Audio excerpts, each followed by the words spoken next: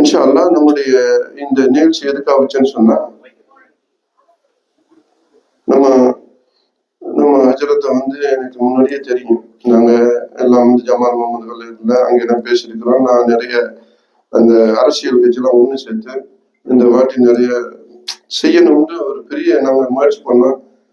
ஆனா அதுக்குன்னு பல கோடி கணக்கில் பணம் வேணும். சாதாரண மனுஷனால முடியாது. அஜரத்துட்டையும் ஒன்றும் இல்லை, என்னால நான் அவ்வளோ சமாளிக்கணும் முடியாது. நாங்க கொய்த்தவங்களுக்கு ஏதோ ஒன்று ரெண்டு செஞ்சுட்டு இருக்கோம். அங்க போய் அந்த முதல்ல வாயிலாம் கை வைக்க முடியாது, அவ்வளவு பயங்கர இது. ஏன்னா எனக்கு எம்பி சீட்டு எம்எல்ஏ சீட்டு எல்லாம் கொடுத்தாங்க. எனக்கு அரசியலே வேண்டாம்னு நினைச்சேன். ஏன்னா அரசியல்ல போனா உங்களுக்கு தெரியும், அரசியலும் சினிமாவும் ரெண்டும் வந்து ரெட்ட பிறவி மாதிரி. இதுல போனாலும் நம்ம எல்லா தப்பும் பண்ணணும், நம்ம நல்லது செய்ய நினைக்கிறோம், சொர்க்கத்துக்காக பாடுபடுறோம். அதுக்காக நம்ம வந்து நிறைய நல்லது செய்யும் போது அங்க போகும்போது அங்க கண்டிப்பா திருட்டு காசு வந்துடும். நான் ஓப்பனா சொல்லணும்னா நிறைய வந்துச்சு, எனக்கு எல்லாத்தையும் தவிர்த்துட்டேன். வேண்டாம், என்னோட காசு வர்ற வருமானத்துல இருந்து நான் 50% தனியா ஒதுக்கி வச்சு அதை நான் செலவு பண்ணிட்டு இருக்கிறேன். அதுக்கு மேலதான் வந்துட்டு இருக்கு. நானும் என்னுடைய நண்பரும், அவரு சவுதிக்கு போனாரு, நான் அவர் சவுதிக்கு, நான் குவைத்துக்கு வர்றேன். ரெண்டு பேரும் மகரிப்பு தொழுவ முடிஞ்சிட்டு துவா செய்யறோம். பஸ்ல வர்றதுக்கு, ஆம்னி பஸ்ல வருது, சென்னை வந்து சென்னையில இருந்து பிளைட்டு. அப்போ அவன் பேரு ஐதர் தான், என் பேரு ஐதர் தான். மாப்பிள்ள என்ன துவா செஞ்சா, ரெண்டு பேரும் பிரிய போறோம், இவ்வளவு நாளா ஒத்துமையா இருந்தோம், உன்னை சவுதிக்கு எல்லாம் விசா கொடுத்துருக்கான், எனக்கு குவைத்து கொடுத்துருக்கான். இன்ஷா அல்லாஹ் எல்லாருமே ரெண்டு பேருமே 2 வருஷம் கான்ட்ராக்ட்ல போறோம். என்ன துவா செஞ்சான்னு அவன்கிட்ட நான் கேட்டேன். அவன் சொன்னா, இது எல்லாம் நடந்தது ஒரு 30 வருஷத்துக்கு முன்னாடி, 27 வருஷம் ஆச்சு. அந்த 95 2005 30 வருஷம் ஆச்சு. அந்த அப்ப அவன் சொன்னா, அன்னைக்கு உங்களுக்கு எல்லாரும் தெரியும், ஒரு பொம்பளை பிள்ளைக்கு ஒரு 1 லட்சம் 2 லட்சம் ரூபா இருந்தா கல்யாணம் பண்ணிடலாம். ஏன்னா அன்னைக்கு என்ன போகணும் வேலை 2000 ரூபாய் 1500 தான் இருந்துச்சு. இன்னைக்கு தலை குப்பரை ஏறி போய் கிடைக்குது. இன்னைக்கு ஒரு போன் வாங்குறேன்னா பயப்பட வேண்டிய சூழ்நிலை ஆயிடுச்சு. அப்போ அவன்கிட்ட கேட்டேன், மாப்பிள்ள என்ன துவா செஞ்சால? அவன் சொன்னான், அவன் சொன்னான், 2 பொம்பளை பிள்ளை எல்லாம் எனக்கு கொடுத்துட்டான், ஒரு 2 லட்சம் ரூபா தந்தா போதும், அதை வச்சு நான் இந்த 2 வருஷத்துல ஊர்ல வந்து ஏதாவது தொழில் பண்ணி அதை வச்சு என் பிள்ளைகளை கட்டி கொடுத்துருவான்.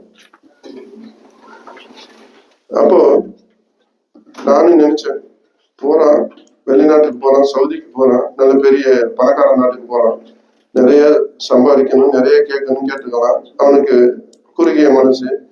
எனக்கு 2 லட்சம் போதுன்னு நல்ல மனசோட கேட்டுக்கலாம், ரொம்ப ஒன்றா கேட்கல. ஏன்னா அது சம்பாதிக்க இந்தியாவில முடியல. அன்னைக்கு உள்ள சூழ்நிலையில ஒரு மாசத்துக்கு 5000 ரூபாய் சம்பாதிக்க ரொம்ப கஷ்டமா இருந்தது. அப்போ அந்த 2 லட்சம் ரூபாய் போதும்னு சொன்னா எனக்கு ஒரு இதா இருந்துச்சு. அப்ப அவன் திருப்பி கேட்கிறான், மாப்பிள்ள நீ என்ன, உன்னுடைய துவா என்னன்னு கேட்டான். நான் சொன்னேன், நம்ம கஷ்டப்பட குடும்பத்தில் பிறந்திருக்கோம், நம்ம ஒவ்வொருவர்கிட்ட போய் எங்களுக்கு எதை செய்யுங்க இதை செய்யுங்கன்ட்டு, எங்க பெரியப்பா குடும்பம் பெரிய, எங்க சின்ன பெரியப்பா மலேசியா சிங்கப்பூர் நல்ல ஃபேமஸான மலேசியாவில் இருக்காங்க, சிங்கப்பூர்ல இருக்காங்க. ஆனா எங்க வாப்பா மட்டும் ஏமாந்து போய் கடல்ல மீன் பிடிக்க அனுப்பிட்டாங்க. நாங்க வளகார குடும்பமும் போயிட்டோம். எங்க சின்ன அப்பாவும் பெரிய அப்பாவும் நல்ல பணக்காரங்க இருக்கிறாங்க. அவங்கள்ட்ட போயின்னா அவங்க எல்லாம் அங்கிருந்து சிங்கப்பூர்ல வருவாங்க, மலேசியால வருவாங்க. போய் ஒரு சட்டைக்காகவும் ஒரு ஏதாவது தரமாட்டாங்களான்னு சொல்லி போய் அவங்க பயணத்துல இருந்து வரும்போது நான் வந்து போய் நிற்போம், கெஞ்சுவோம். எங்க அம்மா சொல்லி கூட போயிட்டு ஏதாவது பெரிய படுப்பு வாங்கிட்டு சின்ன படுப்பு வாங்கிட்டு வாங்க. அவருன்னா நல்ல மனசுதான், அவங்களுக்கு நல்ல மனசு இருக்கு. இந்த பெண்கள் அவங்களுக்கு கல்யாணம் முடிச்ச பெண்ணு வா கொடுக்கவே மனசு வருது. அவ்வளவு எங்க பெரியம்மா சரி, எங்களுடைய சொல்ல என்ன சொந்தக்காரவங்களும் வந்து எப்படின்னு சொல்ல முடியாது, அவ்வளவு கஷ்டமா இருந்துச்சு. அப்போ ஒரு துணி வேற கொடுக்க நினைச்சா கூட கொடுக்க விட மாட்டாங்க. அப்படிப்பட்ட காலத்துல நாங்க வாழ்ந்தது. அதே மாதிரி கஷ்டம் எல்லாருக்கும் இன்னும் எப்படியோ நாங்க அப்ப அவ்வளவு மனசுல தான். ஒரு சட்டை சரியான சட்டை இல்லை, சரியான டவுசர் இல்லை. ஸ்கூலுக்கு போகும்போது கூட கிழிஞ்ச இருக்கும் ட்ரெஸ். எங்க அம்மா மாலு முடிச்சு அதுல இருந்து 1 ரூபா 2 ரூபா கிடைக்கும், அதை வச்சு ரொம்ப கஷ்டப்பட்டு ஒண்ணு சேர்த்து ஒரு ட்ரெஸ் வாங்கிக்கணும். எங்க அம்மா அவ்வளவு கஷ்டப்பட்டு கொஞ்சம் நைட்டு ஃபுல்லா தூங்காது. எங்க பாப்பா வேலைக்கு அனுப்பிட்டு கடலுக்கு அனுப்பிட்டு பகல்ல வந்து எங்க அம்மா நூல் முடிக்கும், தூக்கமே கம்மி, அவ்வளவு கஷ்டப்படும். எங்க அம்மா நினைச்சாலும் எனக்கு வந்து அவங்களுடைய நிறைய கண்ணீரை தான் நிறைய பார்த்துருக்கேன். அப்படிப்பட்ட நான் குடும்பத்துல பிறந்தவங்க. அப்போ எனக்கும் கல்யாணம் ஆகி நான் கத்தாரில் போயிட்டு சம்பாதிச்சு கல்யாணம் பண்ணி 3 பொம்பளை பிள்ளை எனக்கும். நான் இப்போ அல்லாட்ட என்ன துவா செஞ்சேன்னு கேட்கும்போது சொன்னா, ஏன் அல்லா நிறைய ஏழைகளை நான் பாக்குறேன், நிறைய ஏழைகளுக்கு கொடுக்கணும். நானும் போய் கெஞ்சிற இடத்துல கொடுக்க மனசு இல்லை, பணம் நிறைய வச்சிருக்கிறாங்க, என் குடும்பத்துல உள்ளவங்களே செய்ய மாட்டாங்க. எனக்கு அப்படிப்பட்ட மனசு இல்லை, எனக்கு கொடுக்கணும்னு நிறைய மனசு இருக்கு, ஆனா என்கிட்ட காசு இல்லை. என்னை ஒரு ஏழை வீட்டுல பிறக்க வச்சுட்டா, ஒரு மீன்கார குடும்பத்துல பிறக்க வச்சுட்டா. அதனால எனக்கு எனக்கு கோடி கோடியா பணத்தை போடுறான், நான் நிறைய ஏழைகளுக்கு செய்யணும், நிறைய கஷ்டப்படுறவங்களுக்கு செய்யணும், நிறைய பேரை படிக்க வைக்கணும், நிறைய குமர்களுக்கு கட்டி கொடுக்கணும், நிறைய மதரசா கொடுக்கணும், நிறைய பள்ளிகள் கட்டி கொடுக்கணும். அவ்வளவு மனசுல ஆசை இருக்கு, ஆனா காசு இல்லை. அதனால நான் துவா செஞ்சேன், கோயத்துக்கு போறேன், ஏன் அல்லா எனக்கு அப்படி ஒரு பணத்தை கோடி கோடியை கொடு, நான் எல்லாரும் கொடுக்கணும்னு சொன்னேன். அந்த அவன் சொன்னா 2 லட்சம் கேட்டேன். எனக்கு அதே டவுட் தான், ஆனா நீ கோடி கோடியா கேட்கறிய, இதெல்லாம் முடியுமா அப்படின்னு சொன்னான். பார்ப்போம், நீ வச்சுக்கிற துவாயும் நான் வச்சுக்கிற துவாயும் பார்ப்போம். அல்லாஹ் சொல்லியிருக்கிறான், குர்ஆன்ல சொல்லியிருக்கிறான், நான் தாராளமா சொல்லுவேன், நீ எவ்வளவு என்கிட்ட கேளு, நான் கொடுக்க முடியும். கொடுக்கன்னு நினைச்சுன்னா கொடுத்துருவாங்க, என்ன வச்சுட்டு தும்முதான் கொடுக்கன்னு நினைச்சா நான் கொடுப்பேன். அதனால நீ எவ்வளவு வேணாலும் கேளுங்களா. சிலவங்க கஞ்சத்தனமா எனக்கு 10 லட்சம் போதும் 5 லட்சம் போதுன்னு கேட்கறாங்க, அதுதான் நடக்குது. அதுக்கப்புறம் அழுகுறாங்க, ஐயோ நான் கேட்டது கம்மியா கேட்டேன்னு, எனக்கு இதுக்கு மேல இது பண்ண முடியலன்னு சொல்லிட்டு. என் ஃப்ரெண்டு அதே மாதிரி போய் நல்லா 2 வருஷத்துல நல்லா சம்பாதிச்சு 2 லட்சம் பேங்க்ல போட்டுட்டு அவன் ஊருக்கு வந்துட்டான். ஆனா நான் பட்ட கஷ்டம் கொஞ்சம் வீட்டுல மாட்டிக்கிட்டேன். 10 காரு, இந்த குளிர்ல 10 காரு கழுவுன்னா என்ன ஆகும் யோசனை பண்ணி பாருங்க. செத்து போகும், வீட்டுல வேலை பார்க்கணும்னு தெரியும், அவ்வளவு கஷ்டம். எப்படியாவது ரிலீஸ் வாங்கணும். இப்ப உள்ள காலம் இல்லை. இப்ப 6 மாசம் லைசன்ஸ் எடுத்துட்டு உடனே நீ வந்துடுற மாப்பிள்ள, நான் பாத்துக்கிறேன், எம்பாசி இருக்குது, அவன் அசோசியேஷன் இருக்குது, அது இருக்கு இது இருக்கு, நம்ம எப்படியோ பாத்துக்கலாம்னு சொல்லி இன்னைக்கு உள்ள காலம் பாத்தீங்கன்னா ரொம்ப கெடுக்கிறதே நம்ம கூட்டிட்டு வந்த ஆளுங்க தான். நம்ம தான் கெடுக்கிறோம், வேற ஒண்ணும் கிடையாது. அவன் ஒழுங்கா வீட்டுல வேலை பார்த்துட்டு இருப்பான். 6 மாசம் போது நீ லைசன்ஸ் எடுத்துக்கலாம், அதுதான் முக்கியம். பாத்துக்கலாம் லைசன்ஸ் எடுத்து போட்டுக்கலாம். இங்க கஷ்டம் யாரு, நம்மளுக்கு எங்கிட்டு வந்துடுறான் அசோசியேஷன் இங்க என்னை அடிச்சு போட்டான், என்னை அரபி அடிச்சு போட்டான், என்ன இது பண்ணிட்டான், என்ன குடும்பம் பண்றான். உண்மையிலே கிடையாது. சம்பாதிக்கணும். நாங்களாம் 2 வருஷம் கான்ட்ராக்ட் முடிஞ்சு கேட்கும் போது ரிலீஸ் கொடுக்குறாங்கன்னா அவ்வளவு பிரச்சனை. கொடுக்க மாட்டான். யார்கிட்ட போய் கேட்கறது? எம்பாசிக்கு போனா அவன் விரட்டி விட்டுருவான். அவங்களே அப்போ உள்ள எம்பாசி மாதிரி நம்ம ஆளுங்கெல்லாம் கிடையாது. இன்னைக்கு எம்பாசி நம்மளோட ஆட்கள் இருக்கிறாங்க, முயற்சி பண்ண அவங்க ஹெல்ப் பண்றாங்க. இன்னைக்கு அம்பாசிடர் வரைக்கும் நம்மளுக்கு தெரியும். இந்த அம்பாசிடர்னா நமக்கு இன்னைக்கு உதவி செய்யறாங்க. நம்ம அவங்களுக்கு அவங்க எம்பாசிடருக்கு அவங்களுக்கு ஏதாவது டிக்கெட் கேட்ட நம்ம செஞ்சு கொடுக்குறோம். அதனால நம்மள அவங்களுக்கு பிடிக்கும், அவங்க என்ன கேட்டாலும் செஞ்சு தராங்க. ஆனா அன்னைக்கு உள்ள நிலைமைக்கு நான் எம்பாசி பக்கமும் உள்ள போக முடியாது. நம்மளும் ஒரு சாதாரணப்பட்ட ஒரு ஏழைய இருந்தனால அல்ஹம்துலில்லாஹ் அன்னைக்கு அவன் கேட்ட 2 லட்சம் ரூபா அவனுக்கு கிடைச்சிருச்சு. ஆனா நான் கோடீஸ்வரன் அவன் நினைச்சேன். சரியான மாட்டிக்கிட்டேன். ரிலீஸ் கேட்டேன், ரிலீஸ் கொடுத்தான். வெளியே வர்றேன். வெளியே அவ்வளவு கஷ்டம், கொஞ்சம் நெஞ்சம் கஷ்டம் இல்லை. ஒவ்வொரு கம்பெனியா ஏறி இறங்குறேன். நான் வீட்டு வேலைக்கு வந்தனால 18 நம்பர் கிடையாது, எனக்கு 20 நம்பர் விசா. உங்களுக்கு எல்லாரும் தெரியும், இங்க 2 விசா இருக்கு. 20ஆம் நம்பர் வீட்டுக்கு மட்டும் தான். வீட்டுக்கு போய் மாறிக்கலாம், கம்பெனிக்கு போக முடியும். 18 இருந்தா அவங்க எதுக்கு வேணாலும் வீட்டுக்கு கூட மாறிக்கலாம், எதுக்கு வேணாலும் போய்க்கலாம். ஆனா நேற்று 18 விசா கிடையாது. எனக்கு கம்பெனில போய் ஒவ்வொரு கம்பெனிலும் கேட்கறேன். எல்லா கம்பெனியும் 18ஆ இல்ல, அனுப்பி விட்டுறோம். உங்களுக்கு சொல்லியிருப்பேன், நீங்க நான் பழைய ஆள் இருக்குன்னா அது ஒரு ட்ரிப் சொல்லியிருப்பேன். அந்த பழைய சொல்லியிருக்கேன், ஞாபகம் இருக்குது. கிட்கோ கம்பெனிக்கு போறேன். கிட்கோ கம்பெனில ஒரு ஐயர் தான் ஓனர். அவரு உங்களுக்கு தெரியும். அந்த மனுஷன் அப்படியே பூனூரை போட்டுட்டு அப்படி படுத்து கிடக்குறான். வேலைக்கு இன்டர்வியூ எடுக்கிறான். எப்படி படுத்து கிடக்குறா? படுத்து கிடந்து இவனை ஒரு மேனேஜர் பக்கத்துல நிற்கிறான். இவனை ரைட் பண்ணு, இவனை இக்னோர் பண்ணுன்னு சொல்லிட்டு அனுப்பி விட்டுட்டு இருக்கான். இப்ப நான் ஒரு தொப்பி மாட்டிக்கிட்டு நான் போயிருந்தேன். ஏன்னா ஒரு உமரை செய்ய டைம் கிடைச்சு அப்போ ஒரு மொட்டை அடிச்சிருந்தேன். தொப்பி ஒன்று மாட்டிட்டு போயிருந்தேன். ஆளை பார்த்ததுமே வாங்கி பார்த்தான். வேற ஒண்ணுமே சொல்ல. நீ 20யா? வேலை இல்லப்பா, போயிருந்தான். சொன்னேன், ரொம்ப கஷ்டப்படுறேன் சார், நான் நல்லா எனக்கு ரூட் எல்லாம் தெரியும், நான் 2 வருஷம் நல்லா ட்ரைனிங்னா எனக்கு தெரியும், சர்வீஸ் இருக்கு, எக்ஸ்பீரியன்ஸ் இருக்கு. நீ 18ஆ இருந்தா வா, உனக்கு இல்லை. அவனை மிஸ்டேக்கான சொன்னானோ 20னா இங்க எடுக்கிறானோ, நீ வா எடுத்துக்கலாம், வாஸ்தா இருக்கு மாத்திக்கலாம். ஆனா என்னை பார்த்ததும் வேணான்ட்டு ஒரே வார்த்தை சொல்ல, வேற எதுவுமே பேசல. எவ்வளவு கெஞ்சினாலும் இல்லைன்ட்டான். அந்த ஓனரு இல்லைன்ட்டாரு, வந்துட்டேன். அதுக்கப்புறம் அப்படி இப்படின்னு போட்டு இது பண்ணிட்டு காருக்கு வச்சேன், டிராவல்ஸ் வச்சேன், அப்புறம் எல்லாமே வச்சு உங்களுக்கு தெரியும். நல்ல பேரோட ஒரு 15 வருஷம் 2014ல எனக்கு போப்ஸ் பத்திரிகை 100 GCC கண்ட்ரில 100 தொழிலதிபர்கள் எடுக்கிறாங்க, எல்லா வருஷமும் எடுப்பாங்க. அது மாதிரி 2014 எடுக்கிறாங்க. என் பேரு 72வது வந்து இருக்கு. அப்போ எனக்கே தெரியாது. அப்ப சிஎம் சலீம் தான் சொன்னாரு. அவர் ட்ரெயின்ல வரும்போது புக்கை வாங்கி படிக்கிறாரு. 100 பேர் வருஷம் வருஷம் எடுக்கிறாங்க. இது யாரும் நம்ம தமிழ்நாட்டுக்கார யாரும் எடுக்கிறான்னு என் பேர் வந்து, அப்ப நான் அதுல சேர்ல இருக்கிறேன். அங்க அண்ணி ஹரிஜா அவர் போன் பண்ணி சொல்றாரு, ஐதரு நீங்க வந்து 72வது பேர்ல வந்துருக்க, ரொம்ப சந்தோஷமா இருந்துச்சு. இந்த 100 பேர்ல உள்ள நாள் ஒரு தமிழ்நாட்டுக்காரன் வர மாட்டாங்க, நீங்க வந்ததை பார்த்து சந்தோஷமா. அவர் சொன்ன பிறகு நானும் அப்புறம் வாங்கி பார்த்தேன். அப்புறம் எனக்கு போன் பண்ணாங்க அங்க துபாய்க்கு வர சொல்லி. அங்கதான் அங்க இது கொடுத்தாங்க அவார்டு எல்லாம்.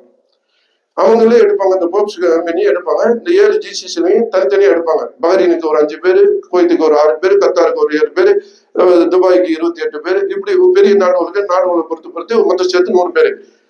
அந்த 100 பேர் தனி. ஒவ்வொரு நாட்டிலையும் இந்த குவைத்துல ஒரு 6 பேர் எடுத்தாங்க. 6 பேர்ல நான் 5ஆவதா இருக்கிறேன். ஏன்னா 5ஆவது வந்தேன். எனக்கே ஆச்சரியமா இருந்துச்சு, என்னடா இவ்வளவு பெரிய பெரிய தொழிலதிபரா இருக்கிறான், அவன் என்ன விட்டுட்டு நம்மளை கொண்டு எடுத்தாங்கன்னு சொல்லிட்டு நான் வந்து ஆச்சரியப்பட்டேன். அப்போ அவன்கிட்ட கேட்டேன், வந்துட்டு எப்படிடா என்ன எடுக்கிறாங்க, எனக்கு ஒன்றும் புரியலன்னு சொல்லிட்டு பார்க்கும்போது, அப்போ ஃபர்ஸ்ட்ல பார்த்தோன்னா யாருன்னு சொன்னா லூலு யூசுப் இருக்கிறார்.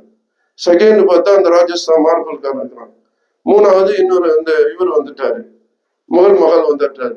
4ஆவது பார்த்தீங்கன்னா நான் வேலை தேடி போனேன்னு அந்த கிட்கோ ஓனர் உட்காந்துருக்கான். 5ஆவது அவனுக்கு பக்கத்துல நான். யோசிச்சு பாருங்க அல்லாஹ் எப்படி கொண்டு கொடுக்குறான்னு சொல்லிட்டு. நான் போய் இவரை பார்த்துட்டு எனக்கு ஆச்சரியமா இருந்துச்சு, நம்ம பக்கத்துல நம்ம வேலை கேட்டு போனோம், இவரில் உட்காந்துருக்காரு. Sir good evening sir. Good evening sir, என்ன தெரியல சார், ஐ டோன்ட் நோ. வேண்டாம். அப்புறம் நான் சொன்னேன் வாங்க. சரியா நம்ம சொன்னேன், நான் உங்களுக்கு ஒரு 15 வருஷத்துக்கு ஒரு முன்ன வேலை கேட்டு வந்தேன், காரியமா இருக்குன்னு அனுப்பி விட்டேன். நான் உங்கள்கிட்ட எவ்வளவு கெஞ்சினு தெரியல. அப்புறமா இன்னைக்கு எனக்கு வந்து ஆண்டவன் பார்த்து உங்க பக்கத்துல வந்து உட்கார வச்சிருக்கான். I can't believe. நம்பவே முடியாது. நீ என்னது வேலை கட்டு வந்தியா? பாத்துக்கிறீங்க, வேற ஒண்ணும் கிடையாது. அல்லாஹ் நாடுனா எங்க இருந்து எங்க கொண்டு வைப்பான். அதுதான் நான் உங்களுக்கு சொல்றது. நான் ரொம்ப பேசுனேன் வரல. நான் அதனால சொன்னேன், என்ன ஆஜியார் இருக்கிறாங்க, யாரும் பெரிய பெரிய ஆளும் வந்தா நான் உங்களுக்கு வழி விட்டுருவேன். யாரும் இல்லாத நேரம் தான் நான் 1 மணி நேரம் 2 மணி நேரம் எடுப்பேன். எல்லாம் என்னுடைய யூடியூப்ல போய் பாத்துக்கிறேங்க. எம்ஏ ஐதர் குரூப்பா இதுல பாருங்க, எம்ஏ ஐதர் குரூப் அந்த இதுல வெப்சைட்ல பாருங்க, நிறைய பேசியிருக்கிறேன்.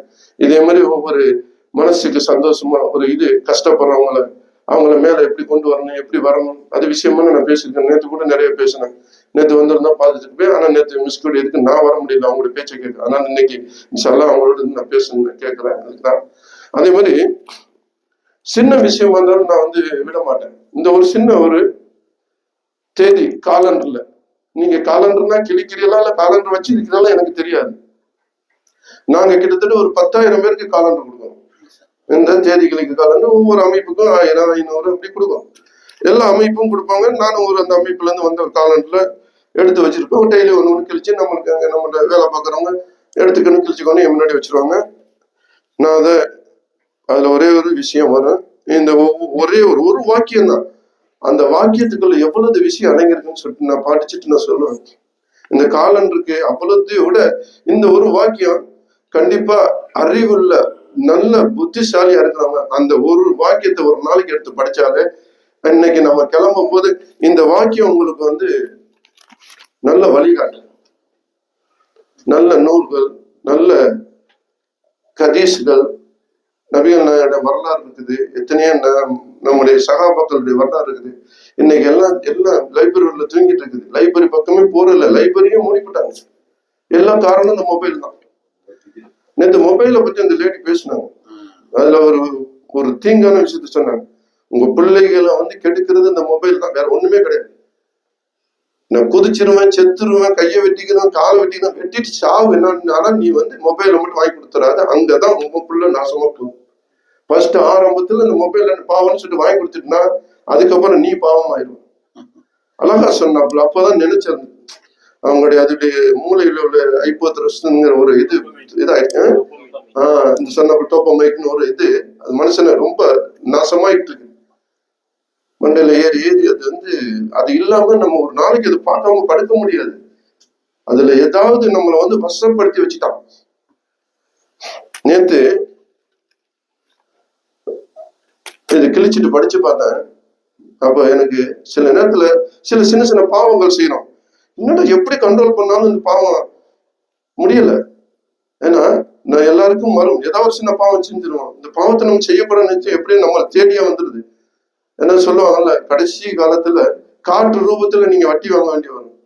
நம்ம பேங்க்ல போடுற காசுக்கு எப்படியாவது வட்டி கொண்டு போட்டுதுன்னா அதை தூக்கி போனோம் மனசு மறுபடியும் சில 1-2 பேர் ஸ்ட்ராங்கா உள்ளவங்க அது வேணாம்னு சொல்லிடுறாங்க. அது வேணாம்னு சொன்னாலும் அது அவங்க நம்மளுக்கு யாருக்கு போதும், அந்த எதிர்பார்ட்டிகளுக்கு போய் நம்மளை போடுறதுக்கு அந்த காசு உதவுது. அதனால அதை வாங்கி யாருக்காவது கொடுத்துருங்க, ஒன்றும் பிரச்சனை இல்லைன்னு சொல்லிட்டு சில மூலமாக்கள் சொல்லுவாங்க. அதனால நான் வேணான்னு சொல்றது, வாங்கிட்டு நான் கொடுக்குற வேண்டியது கொடுத்துருவேன். அது எந்த வழியில சேர்ந்து எனக்கு அதை பத்தி பிரச்சனை இல்லை. ஏன்னா நீங்க லண்டன் அமெரிக்கா அவங்களும் பெரிய நாடு, அவங்களுக்கு யாரோட பணம், இங்க இருக்கிற இஸ்லாமியர்களோட பணம் தான் அவங்ககிட்ட போய் அவ்வளவு பணம் போயிடுச்சு. எத்தனை கோடி கணக்கு, எத்தனை பில்லியன் கணக்குல வச்சுக்கிட்டு எங்களுக்கு வட்டி வேணாம், நீங்க அந்த பணத்தை மட்டும் சேஃப்டியா இருந்தா போதும் சொல்லிட்டு திரும்பி போய் எடுத்துருவாங்க. அந்த வட்டி எல்லாம் அவங்க சாப்பிட்டு பெரிய பெரிய லெவல்ல போயிட்டாங்க. அது என்ன நினைக்கும் போது ரொம்ப வருத்தமா இருக்கு. அதுல நான் படிச்சேன், பாவத்தை விட்டுவிடு. இது ஒரே ஒரு வாக்கியம் தான், பாவத்தை விட்டுவிடு, அப்போ அந்த பாவம் உன்னை விட்டுவிடும். பாவத்தை விட்டுவிடு, அப்போதுதான் பாவம் உன்னை விட்டு விடும். நம்ம பாவத்தை விடாத வரைக்கும் பாவம் நம்மளை விடாது. இது அப்படின்னு யோசிச்சு இருந்துட்டு, இந்த பாவத்தை நம்ம விடணும்னு நினைக்கிற முடியல. அந்த சைத்தான் ஏதாவது ஒரு வழியில நம்மளை ஊடுருவிக்கிட்டே இது பண்ணிட்டு இருக்கிறான். அப்படி இருக்கும்போது நான் அந்த பாவத்தை பத்தி நம்ம படிக்கும்போது, நம்ம விட்டாதான் பாவம் நம்மளை விட்டுன்னு அப்புறம் தான் நான் தெரிஞ்சுக்கிட்டேன். பாவம் நம்மளை பிடிக்கல, பாவத்தை நம்ம பிடிக்கிறோம். அதனாலதான் பாவம் நம்மளை விட மாட்டேங்குது. நீ பாவத்தை என்னைக்கு நீ ஒரு சிகரெட்டை குடிச்சிட்டு வந்து வீட்டுக்குள்ள கொண்டு வந்துடுறதுங்கிறான். சிகரெட்டை வெளியே கூப்பிட்டு அப்படியே விட்டுரு. வீட்டுக்குள்ள வந்துட்டு பொண்டாட்டி பிள்ளைகள் அனுமதி கொடுத்துருச்சு, பாவம் ஒண்ணு தேடி வந்துருச்சு, உள்ள வந்துருச்சு. அப்ப நீ தைரியமா பொண்டாட்டி பிள்ளை திட்டுறதுக்கு வேலை இல்லை. பொண்டாட்டி பிள்ளைய திட்டுவாங்க, அந்த பயம் இருந்து நீ வீட்டை விட்டு நீ அங்கேயே குடிச்சிட்டு ஏதோ நம்ம ஸ்கூலுக்கு போனா சாரு பேசுவான்னு சொல்லிட்டு வெளியில குடிச்சிட்டு அப்படின்ட்டு இப்ப ஸ்கூலுக்கு போகணும் அடைச்சிட்டு, அப்ப சாருக்கு பயப்படுறோம். வீட்டுக்கு வரும்போது வீட்டுக்கு பயப்படுவோம். அப்ப ரோட்ல குடிச்சிட்டு வரவங்க அந்த இதை அப்படியே பயந்து விட்டுருவான். ஆனா மெதுவா வீட்டுக்கு பொண்டாட்டி சொல்லிட்டு குடிச்சிடலாம்னு உள்ள பொண்டாட்டி பெட்டில உட்காந்து குடிச்சுட்டா பொண்டாட்டி அட்ஜஸ்ட் பண்ணிக்கலாம். இப்படி பிள்ளைகள் அட்ஜஸ்ட் பண்ணா இது பண்ணான்னு வச்சுன்னு வாங்கினா நாளைக்கு அந்த புள்ள உன்னை பார்த்துட்டு குடிக்க கிளம்பிடும். நீ சிகரெட்டு குடிக்கணும்னா அந்த பிள்ளைங்க சிகரெட் குடிக்கணும். நீ பிள்ளைய திருத்த முடியாது. சில டாக்டர்கிட்ட போவேன், நீங்க சிகரெட் குடிப்பீங்களா? இல்ல. தண்ணி அடிப்பீங்களா? இல்ல. பரவாயில்லையா, நீங்க இதெல்லாம் இல்லாம உங்களுக்கு எப்படி உங்களுக்கு இந்த நுரையீரல் இந்த இது வந்து தெரியல அப்படின்பா.